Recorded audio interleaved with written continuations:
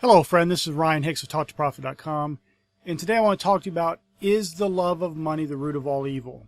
1 Timothy 6:10 says this, "For the love of money is the root of all evil, which while some coveted after, they have erred from the faith and pierced themselves through with many sorrows." Often this verse is misquoted as, money is the root of all evil. Now, many people take this to mean, well, when you love money, then you're willing to do all kinds of evil acts, and that's certainly true in many cases. But what if there's another way of looking at it? What if the way of looking at it is based on the context? When you read the verse before it, you see a little bit different context. And when you read the end of that passage as well, you start to see a different pattern. It's not just talking about how the actions you would commit, the evil you would commit to get money if you're loving it, but that evil will come upon you. Because the verse right before it says, "But they that will be rich fall into temptation and a snare, and into many foolish and hurtful lusts, which drown men in destruction and perdition. For the love of money is the root of all evil, which while some coveted after, they have erred from the faith and pierced themselves through with many sorrows." Loving money brings all kinds of sorrow, misery, temptation, snare, foolish and hurtful lusts. It is a disaster for people. Now you may say, well, that just must apply to the rich people because they're rich. Well, no, because it starts, "But they that will be rich fall into temptation and a snare." See, the idea is not people who are already rich, although those certainly, it could apply to them. People who will to be rich. Now, I don't believe there's anyone who wouldn't take $20 million if I offered it to you today. You would take it. Even people who misquote this passage and say money's the root of all evil would probably take the money. But what many people misunderstand is money is not made to be something you just store away in some bank account for no purpose, letting it just rot away to have more numbers in your bank account. It is to be used, to be circulated, to go out into the world, to be given, and to consequently come back to you. Many people love money and they have all their needs already met. They have the things they want, and yet they have a bunch of money sitting in a bank account doing nothing. They're greedily clinging to it because they love it. But I want you to think about something.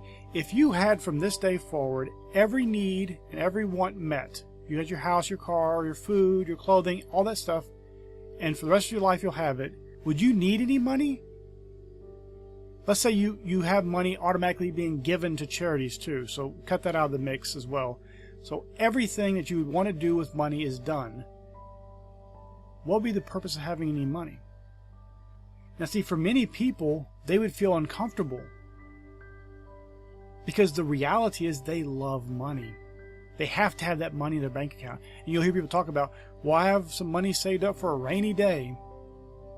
So literally what they're saying is, I have money for no purpose except a negative purpose. And then, sure enough, and I've seen this happen many, many times, people say, well, I have $100, I have $500, I have whatever saved up for a rainy day or if something bad happens. And then sure enough, something bad happens, and it's the exact amount that they have saved up. It's a self-fulfilling prophecy that they're speaking out. As the scripture talks about, you decree a thing and it shall be established unto you. That applies to negative things as well. You go out and decree negative things, you get a harvest. Whatsoever man soweth, that shall he also reap.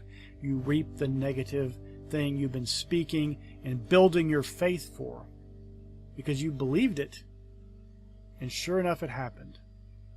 But what if you turned around and you weren't greedy, you didn't love money, you understood the usefulness and the necessity of money, and you see it as a valuable tool, but you don't love it?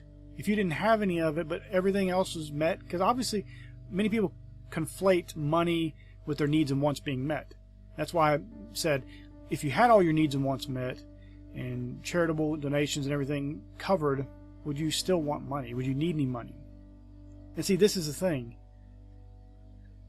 Many people, they just want that money. They love it. It's not just about what they can get, although that's a big part of it.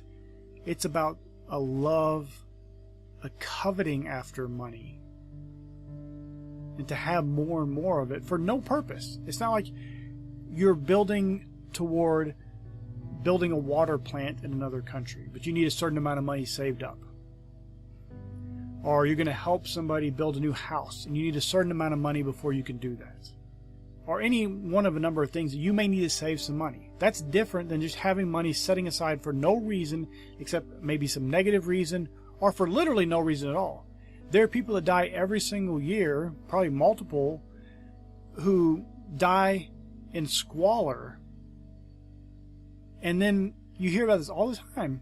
And then they find out they had 100,000 or a million or 10 million in the bank. Money that literally was rotting away, being wasted, not being circulated, not being given, not blessing anyone else, not blessing themselves even. Just nothing.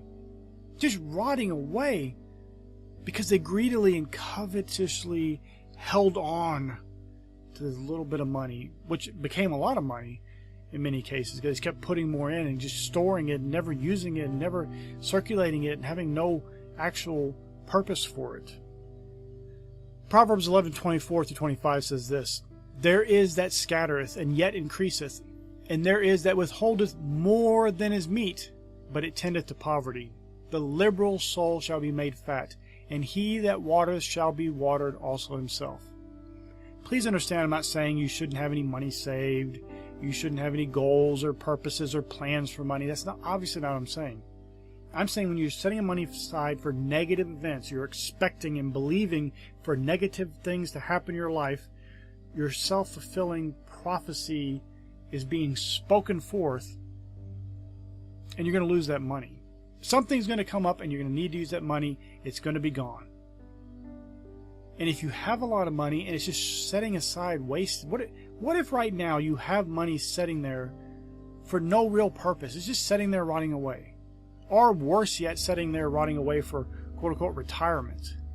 Why don't you put that toward a good, valuable purpose? You could put it toward a business that is bringing you income in. You could put it toward even investments or something where the money is at least working for you and bringing there's some use in the world for your money. It's not just rotting away. You're not greedily clinging to it. You're not coveting for more and more and more for zero reason.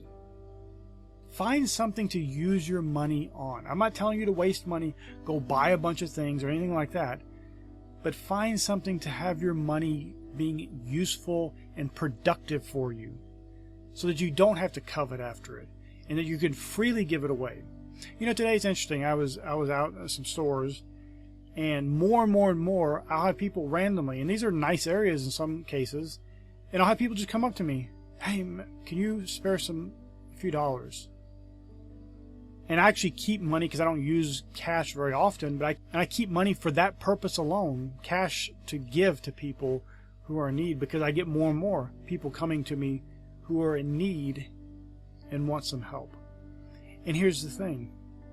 You need to be able to freely give money. I've talked to a number of people and they say, "The homeless problem is getting bad. I'm getting all these people asking me for money." Well, did you give them anything? No.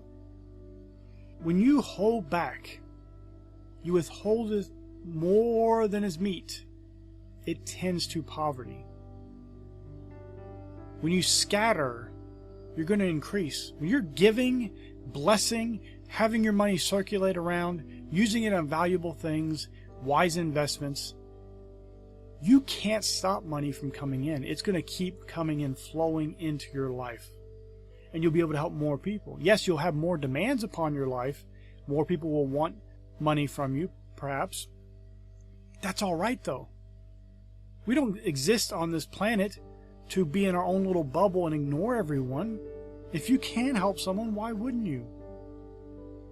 There's too often people are just storing up money for no reason. They're like the rich man that Jesus told the parable of, that he decided he's going to set everything up and store it all up and just take a break. He didn't need to work anymore.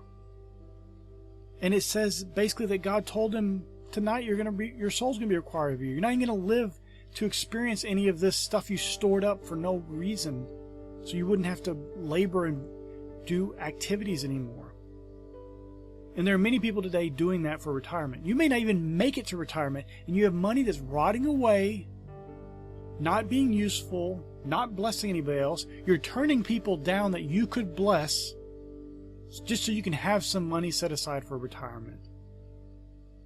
And you may have that same experience where you don't even make it to that point. You have these plans of retiring and not doing anything, being lazy, and yet you're not even going to make it to that point. Now, hopefully you will. Hopefully you have a long life. But the point is, when you put things in that perspective and you start putting things off and delaying blessing, well, I'll be a giver when I retire. Well, I'll do this when I get this much money. If you're not faithful in the little, you will not be faithful in big things. You absolutely won't. And God will not entrust you. Because here's what will happen to most people when they get into retirement. It doesn't matter how much money they have saved. If they have millions of dollars saved up, they will go through it all trying to just survive. They'll get cancer. They'll get heart attacks. They'll have all kinds of illnesses and things. They will be miserable because they spent their entire lives preparing for the worst, expecting the worst, prophesying the worst over their own lives, and coveting money and hoarding it greedily when they could have been blessing other people and blessing themselves, blessing their family, blessing everyone because of the great goodness and graciousness of God in their lives. But instead they take that money, cling to it, hold it, and don't let it go. You got to really consider today, do you love money? Some people think that just because they're not ambitious, because they're lazy, because they're not striving for betterment each and every day, that means, oh, well, see, I don't love money. I'm not trying to get any more. No, that just means you love laziness more than money. But that's not the point. It's not about doing a lot to get more money. When you accomplish things, you get greater ideas and you have more things to accomplish, and God gives you more ability and skill, and more money comes with that. It's not necessarily about just getting more money, but you can certainly do a lot more. I tell people this all the time. If you want to help poor people, don't be poor yourself. Get out of poverty, show people it can be done, and be a blessing to them. My friend, don't love money. Money is important, it's valuable, obviously, but make sure you're trusting in the living God who gives you freely all things. He's your source, not your bank account, not storing up a bunch of money for some rainy day or for retirement. He is your source. You put your faith in money, you put your faith in some bank account or some retirement fund or any of these things, you are preparing for bad circumstances, all evil, all kinds of evil to come your way, to pierce yourselves through with many sorrows. My friend, don't love money. Love God. Put your faith in God, follow Him, and you will be abundantly blessed. May God bless you richly.